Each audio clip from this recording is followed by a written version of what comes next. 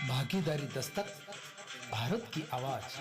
आता लुप्त झालेत, नष्ट झालेत. आता फक्त दोनच वर्ण उरलेत, ब्राह्मण आणि शूद्र वर्ण उरलेत. क्षत्रिय आणि वैश्य वर्ण आता नाहीये.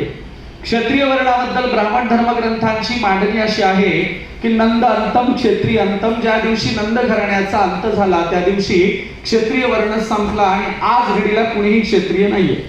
त्यासाठी शिवरायांच्या पासून शाहूजी महाराजांच्या पर्यंत या घराण्याला सातत्याने तोंडावर अगदी डोळ्याच्या समोर हीन दास शूद्र म्हणूनच हिनवण्यात आलेला आहे. त्याचे अनेक पुरावे आहेत.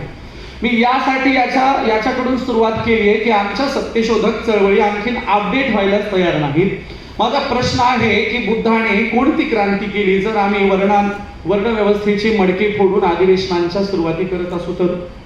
बुद्धाने जर वर्णांताची क्रांती केली असेल तर आज वर्ण व्यवस्था आहे का ती मडकी फोडायला? आणि जर आज वर्ण व्यवस्था असेल तर मग ब्राह्मण धर्मग्रंथ दोन वर्णच अस्तित्वात नाही असं का सांगण्यात आलेले आहे? आणि म्हणून आज घडीला आम्ही जाती व्यवस्थेच्या मडक्यांची उतरण फोडून सुरुवात करायला हवी.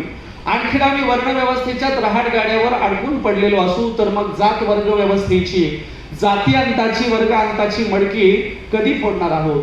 आणि म्हणून आमच्या चळवळी जोपर्यंत ह्या एकूण उच्चभ्रू समाज व्यवस्थेच्या एकूण त्या सगळ्या ब्राह्मणी शिक्षण व्यवस्थेतल्या ब्राह्मणी बुद्धिजीवींच्या तावडीतून आम्ही सोडवत नाही तोपर्यंत आणखी चांगल्या प्रकारची मांडणी आमच्या हाती लागणार नाही. तुमच्यासाठी सांगतो, अलीकडच्या काळातल्या ह्या सगळ्या चळवळी केवळ शिक्षण व्यवस्थेच्या टिमक्या मिरवणाऱ्या मूठभर हायली एज्युकेटेड लोकांच्या हातात गेल्या. ते तासन तास नुसत्या मांडण्या करत असतात. त्यांच्याकडे गावगाड्यामध्ये जाणारा आणि लोकमनाचा ठाव घेणारा कुठलाही अजेंडा या लोकांकडे नाही. आणि म्हणून ऐकणाऱ्यांना मला सांगायचं की आता महाराष्ट्रामध्ये आणि भारतामध्ये नवे प्रयोग करण्याची आता गरज निर्माण झालेली आहे. या बोलघेवड्या लोकांच्या केवळ मांडणीवर तुम्ही आता विसंबून राहता कामा नये. गेल्या 50-60 वर्षात ज्यांच्याकडे हे सगळं दिलं होतं त्यांनी काहीही गावगाड्याच्या लोकमनाचा ठाव घेणारा काही अजेंडा तुमच्यासाठी ठेवलेला नाही, दिलेला नाही. अगोदरच्या सत्रांमध्ये मांडणी काय झाली आहे तर गावामध्ये 7वी पर्यंतची शाळा असेल तर मुलींना 7वी पर्यंत शिकवलं जातं आणि पुढच्या शिक्षणासाठी 5-10 किलोमीटर शिकवायला पाठवायची आमची तयारी नाही. कोण सांगतंय? ज्यांच्याकडं समस्येचं सोल्युशन करण्यासाठी जबाबदारी दिली होती ती लोक फक्त समस्या सांगायला लागलेली आहेत. गेल्या 50 वर्षात आम्ही फक्त आणि फक्त समस्या सांगत आहोत. सोल्युशनचा कुठलाही अजेंडा आमच्याकडे नाही. समस्या सांगायच्या, लोकांना मूर्ख बनवायचं, लोकांना झुलवत ठेवायचं आणि टाळ्या मिळवायच्या आणि घरी जायचं असा कार्यक्रम इथल्या काळातल्या सगळ्यात परिवर्तनवादी पुरोगामी डाव्या सत्यशोधकी सगळ्या चळवळींचा झालेला आहे. एक छोटीशी गोष्ट सांगतो. मग माझ्या हातामध्ये आपल्या औरंगाबादच्या लोकांनी संपादित केलेला ग्रंथ आहे आणि एका ग्रंथाचं नाव घेणं मला आणखी गरजेचं आहे. आपल्यामध्ये हरिनरकेजी नाहीये परंतु हरिनरके यांनी संपादित केलेला महात्मा फुले साहित्य आणि चळवळ एक ग्रंथ आहे. हरिनरके यांनी संपादित केला. महाराष्ट्रातल्या दिग्गज लेखक साहित्यिकांचे लेख त्या ग्रंथामध्ये आहेत जे हरिनरके सरांनी संपादित केला होता.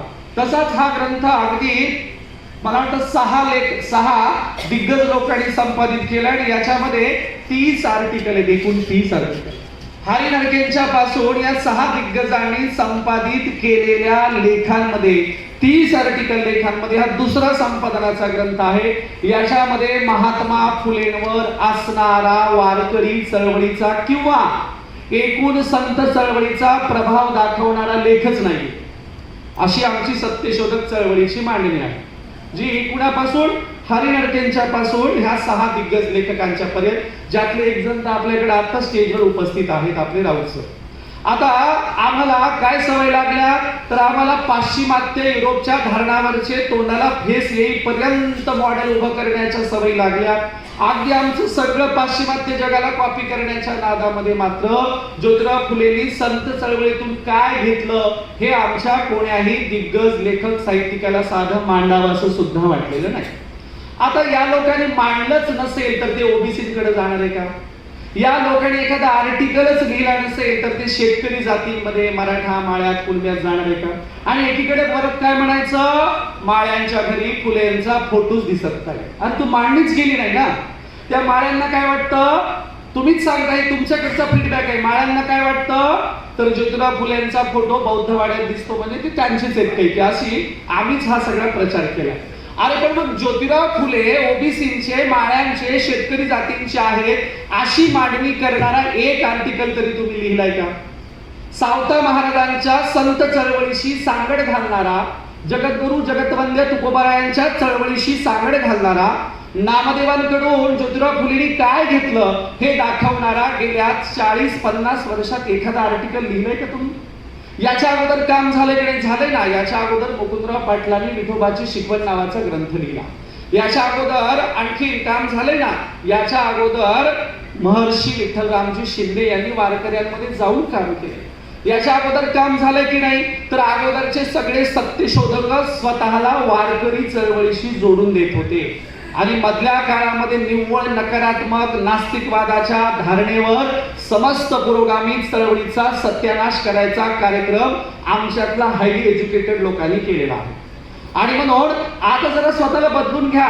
एक तर म्हणजे डॉक्टर अशोक राणा सांगत असलेला एक प्रसंग सांगतो. एकदा आमच्या महादिग्गज लेखक साहित्यिक प्राध्यापकांचं एक संमेलन भरलं होतं. चर्चा काय होती की फुलेंना आंबेडकरी मानायचं की नाही. चर्चा काय होती, बाबासाहेबांचे गुरु असणाऱ्या फुलेंना आंबेडकरी मानायचे की नाही. मग निष्कर्ष काय ठरला, तर फुले एकेश्वरवादी आहेत आणि बाबासाहेब ईश्वरवादी नाहीत, त्यामुळे फुले आंबेडकर वादात बसत नाही. आता नितीन सावंत किस खेत की मुली आहे, किस पेड की मुली आहे. इथं आंबेडकर वादात फुलेच बसत नाही इथपर्यंत निष्कर्षाच्या कसोट्या लावल्या गेल्या. इथं आमच्यासारखे लोक काय आहेत. आणि म्हणून अशा अत्यंत टोकदार नकारात्मक नास्तिकवादाच्या मांडणीमधून एक प्रचंड मोठा वर्ग चळवळीपासून दूर राहिला. तो मला तुमच्या चळवळी तुमच्याकडे ठेवा. आणि मग अलीकडच्या काळात तुम्ही बघता भिडे गुरुजींचं प्रस्थ वाढलं ओबीसीच्या पोरांना घेऊन. अलीकडे बघता धनंजय देसाईचं प्रस्थ वाढलं ओबीसी शेतकऱ्यांच्या पोरांना घेऊन. आणि आमची मात्र त्या पारंपरिक धारणेवरची संमेलनं, अधिवेशनं, साहित्य संमेलनं चालली. त्या शेतकरी कष्टकरी जातींना जोडणारा आणि त्यांच्या लोकमनाचा ठाव घेणारा कल्चरल अजेंडा कोणत्याही चळवळीकडे नाही. आणि म्हणून आता विषयाकडे येतो मी. म्हणजे मी त्या उतरंडी पासून ते या एकूण संपादनाच्या ग्रंथापर्यंतच हे थोडंसं माझं प्रास्ताविक आहे. थोडंसं काय आहे की आमचा पेशंट कोमात गेला आणि त्याला आज दाखवू उद्या दाखवू म्हटल्याने काही जमणार नाही. आता पेशंटला दवाखान्यात न्यायची वेळ आलेली आहे. त्या पेशंटवर आता जहरी आणि जालीम इलाज करावा लागणार आहे. आणि म्हणून कोमात गेलेल्या पेशंटसाठी आज या सत्यशोधकांच्या स्टेजवरून खऱ्या अर्थाने सत्यशोधनाची समीक्षा झाली पाहिजे. खऱ्या अर्थाने ती चर्चा झाली पाहिजे. आणि म्हणून केवढा मोठा प्रभाव आहे तर तुम्हाला सांगतो फुलेंचे अखंड घेऊन बसा. मी अभंग सांगतो. अखंड आणि अभंगांमध्ये तुम्हाला काहीही फरक दिसणार नाही. इतकं सगळं जवळचं आहे. मी नेहमी आमच्या वारकऱ्यांच्या कार्यक्रमामध्ये सांगत असतो, मध्ययुगीन भारतामध्ये नामदेव आणि तुकाराम, तर आधुनिक भारतामध्ये ज्योतिराव फुले आणि बाबासाहेब आंबेडकर आहेत. मी फुल्यांमध्ये कुणाला बघतो तर नामदेवांना आणि बाबासाहेबांमध्ये कुणाला बघतो तर जगतवंद्य जगद्गुरु तुकोबारायांना. इतकं हे सगळं एकात्म एकसंघ. बाबासाहेबांच्या बद्दल तर सांगायची गरज नाही. बाबासाहेबांनी जगजाहीर या प्रकारचं काम केले. ते म्हणतात मी एवढी पुस्तकं वाचली पण मला अहिंसेची एक व्याख्या फार आवडली आणि ती म्हणजे तुकारामाची. तुकारामाच्या अहिंसेच्या व्याख्येतल्या दुसऱ्या भागाकडे दुर्लक्ष करू नका असं सांगताना बाबासाहेब म्हणतात, दयातीचे नाव भूतांचे पालन आणि निर्दालन कंटकाचे. यातल्या दुसऱ्या भागाकडे दुर्लक्ष करायचं नाही. हीच खऱ्या अर्थाने अहिंसेची व्याख्या असं बाबासाहेब सांगतात. म्हणजे बाबासाहेबांना एक प्रवाही अहिंसेची व्याख्या मान्य नव्हती. म्हणजे कुणावर तरी दया करणं ही अहिंसा नाही, तर वाट्याला आला तर त्याला धडा पण शिकवला पाहिजे अशी प्रकारची अहिंसा बाबासाहेबांना अपेक्षित होती. पुढे बाबासाहेबांनी ज्ञानेश्वर महाराजांच्या नावाने बहिष्कृत भारत आणि तुकोबारायांच्या नावाने मूक नाईक सुरू केला. बहिष्कृत भारत ज्ञानेश्वरांच्या नावाने का? अरे ब्राह्मणाच्या घरात जन्माला आलेल्या ज्ञानेश्वर आणि 4 भावंडांना बहिष्कृत केल्यावर किती हाल अपेक्षा सहन करावे लागतात. यात तर आम्ही 2,500-3 हजार वर्ष गावाच्या बाहेरची लोक आहोत. आमच्या वाट्याला काय आलं असेल. आणि ज्ञानेश्वरांच्या नावाने बहिष्कृत भारत. मी नेहमी सांगतोय, मराठीच्या घरात जन्माला आलेले तुकोबराय म्हणाले होते, घोकावया अक्षर मज नाही अधिकार. अरे इथे कुडव्याच्या मराठ्याच्या घरातल्या तुकारामाला म्हणावं लागत असेल घोकावया अक्षर मज नाही अधिकार, तर अतिशूद्रांचे गावगाड्यातल्या बाहेरच्या लोकांचे काय हाल असतील. बाबासाहेबांनी तुकोबारायांच्या अभंग गाथेतून एक टिपिकल शब्द उचलला, मूकनायक, आणि तुकोबारायांच्या नावाने मूकनायक नावाचं पाक्षिक सुरू केलं. मी नेहमी म्हणत आलोय काय की मराठ्याच्या घरात जन्माला आलेल्या तुकोबारायांच्याच आणि मुळात पहिल्यांदाच तुम्हाला आणखीन सांगतोय, मुकुंदराव पाटलांच्या नंतर विठोबाची शिकवण हा ग्रंथ लिहिल्याच्या नंतर पहिल्यांदाच सत्यशोधकांच्या स्टेजवर अधिकृत वेशभूषेतला वारकरी आलेला आहे. आणि त्याच्याही असेच 12 वसालती लावल्या जाणार असतील तर पुढच्या काळात वारकरी चळवळीने कुणाकडे बघायचा सगळ्यात मोठा प्रश्न आहे. आणि म्हणून एकीकडे वारकरी चळवळींचं झालंय असं की गेले 100 वर्ष झालं त्या आळंदीमध्ये जोग महाराजांच्या संस्थेमधून वैदिकांचा अभ्यासक्रम सुरू केला गेलाय आणि इकडं मात्र वारकऱ्यांच्यासाठी पुरोगामी अभ्यासक्रम बनवणारी एकही शिक्षण संस्था सत्यशोधकांना उभी करता आलेली नाही. एकही सत्यशोधकांना वारकरी आतापर्यंत घडवता आलेला नाहीये. आम्हीच मात्र इकडून तिकडून पुस्तकं पिढून ज्योतिराव फुलेंचं साहित्य वाचून कसं तरी सत्यशोधकांच्या पाठीमागे शेपटीला धरून इथपर्यंत आलेलो आहोत. पण कुठलाही सत्यशोधक वारकऱ्यांमध्ये आला नाही आणि त्यांनी काही कुठले 4 कीर्तनकार तयार करायची भूमिका घेतलेली नाही. ही वास्तव परिस्थिती आणि ती स्वीकारायला पाहिजे. आणि म्हणून महाराष्ट्रामध्ये अलीकडच्या काळामध्ये जे सगळं चाललंय त्याच्यासाठी पुन्हा एकदा ज्योतिराव फुलेंवर असणारा सत्यशोधकांचा आणि वारकरी परंपरेचा जो काही सांधेजोड एकात्मता आहे ती जरा बघण्याची वेळ आलेली आहे. आणि म्हणून ज्योतिराव फुलेंचा अखंड आपल्या सगळ्यांना माहिती की सत्य सर्वांचे आधी घर सर्व धर्माचे माहेर जगा माझी सुख सारे खास सत्याची ती पोरे हा जो अखंड आहे तो जगतवंद्य जगद्गुरु तुकोबराय आणि एकूण नामदेवांच्या परंपरेतून आलेला आहे.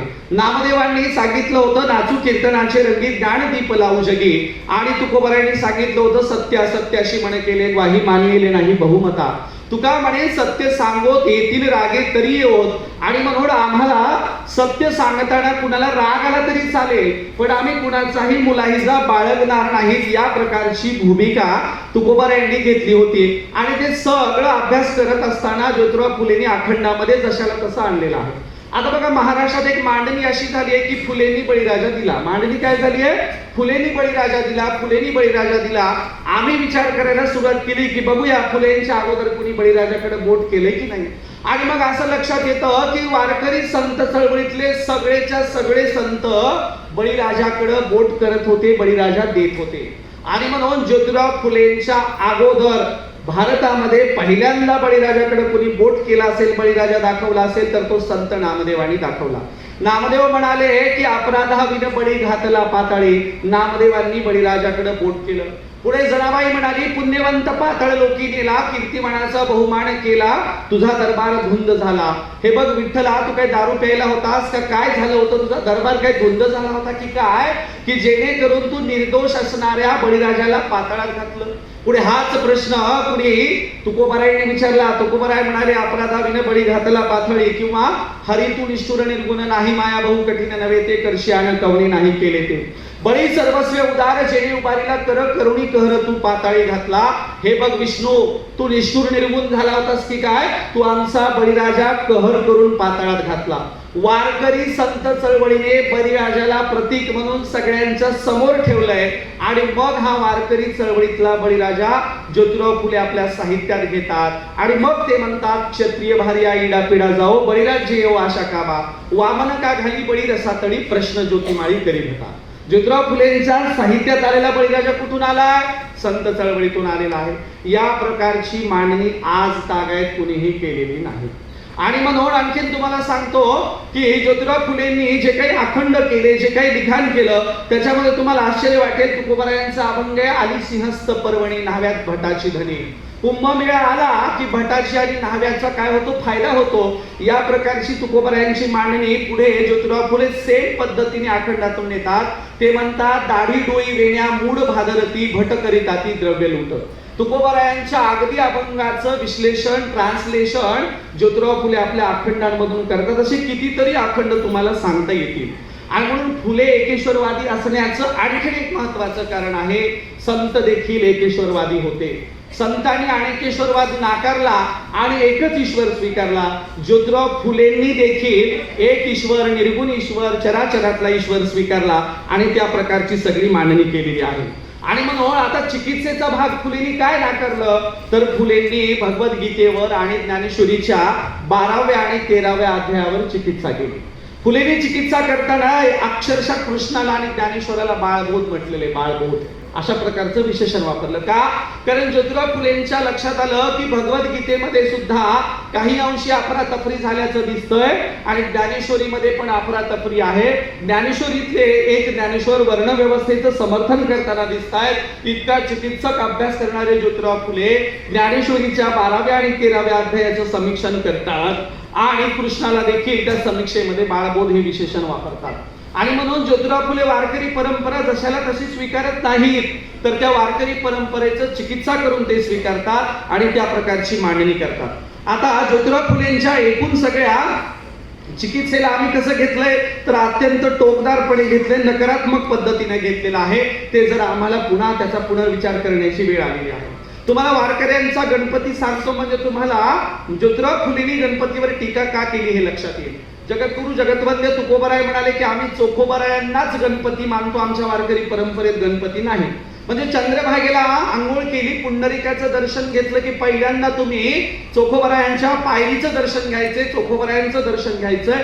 चोखोबरायच खऱ्या अर्थानं वारकऱ्यांचे गणपती आहेत आणि मग विठ्ठलाच्या दर्शनाला जायचं. ही मांडणी ज्योतिराव फुलेंना फार आवडली आणि मग पेशवाईनं वर आणलेला जो गणपती आहे ज्योतिराव फुलेंनी तो नाकारला.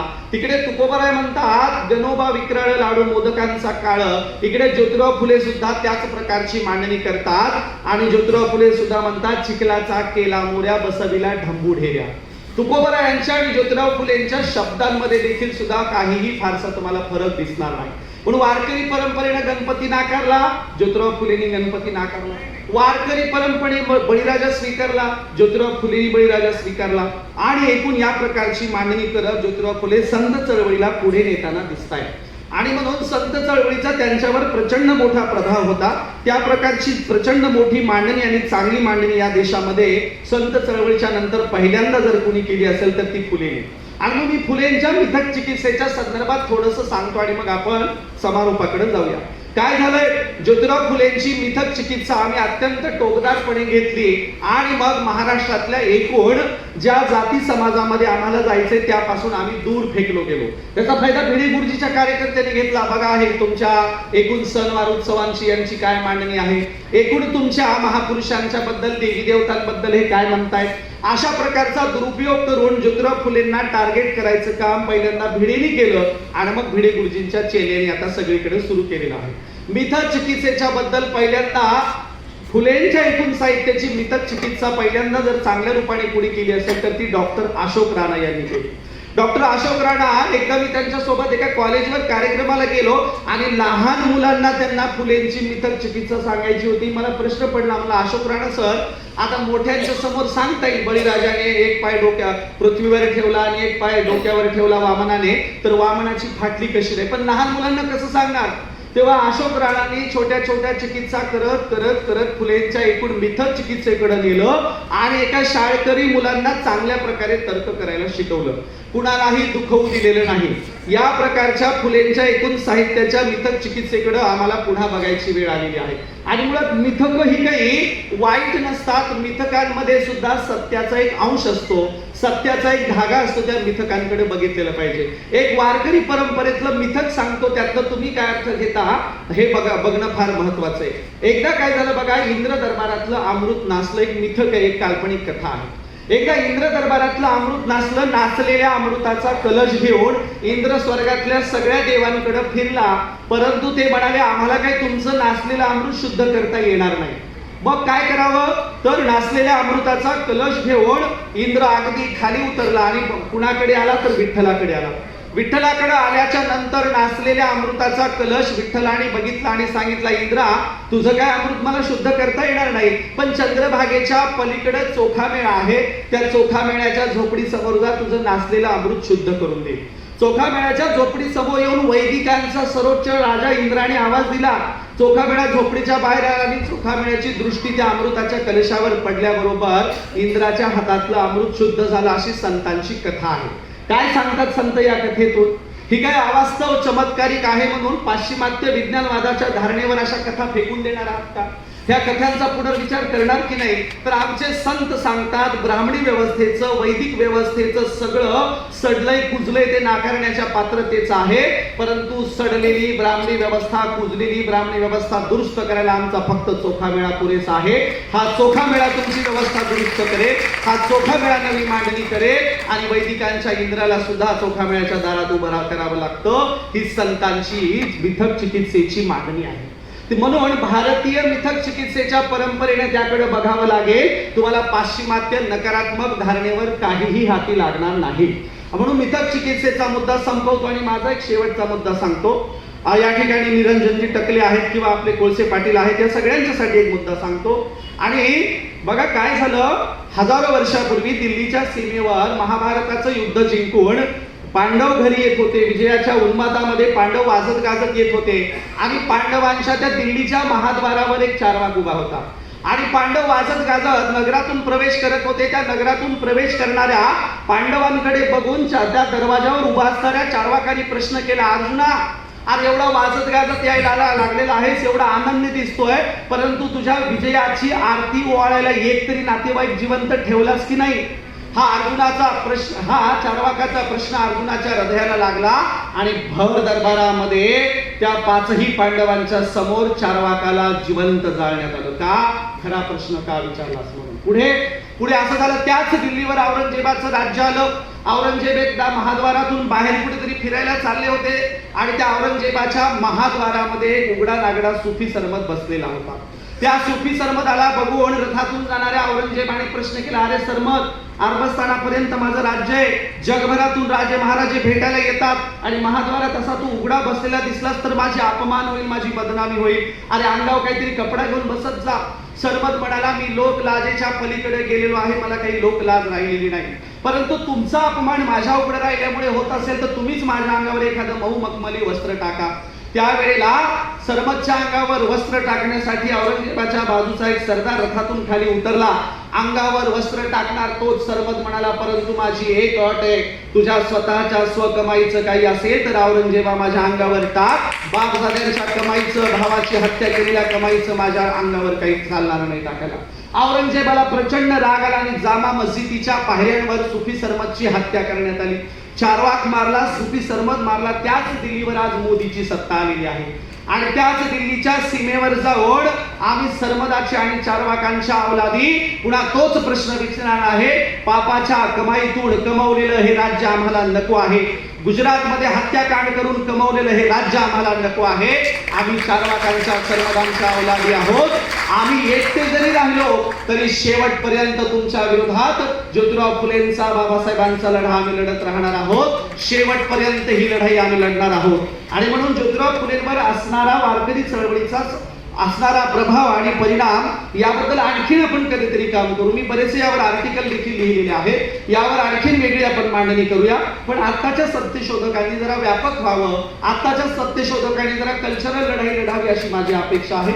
आणि म्हणून जे काही सत्यशोधक जलसे आता पुन्हा रिन्यू करणं चालू आहे, त्याचं पुनरुज्जीवन करणं चालू आहे, हे सत्यशोधक जलसे, हे सत्यशोधक कीर्तनकार गावगाड्यात जावे अशी माझी अपेक्षा आहे. या ठिकाणी मला बोलवलं, मला बोलण्याची संधी दिली, त्याबद्दल मी सगळ्यांचा शतशः आभारी आहे. या ठिकाणी थांबतो. आता इथे काही मुस्लिम प्रतिनिधी आले, त्यांचं देखील म्हणणं आहे की अशा कार्यक्रमांमध्ये, म्हणजे माझ्यासोबत मिनाज शेख आहेत याच परिसरातले जमात इस्लामी हिंदचे, त्यांचं म्हणणं आहे की फातिमा शेख यांना घेऊन देखील या सत्यशोधकांच्या विचारपीठावर उहापोह व्हायला हवा. चैनल को बचाना चाहते हो तो सब्सक्राइब, लाइक, शेयर करें.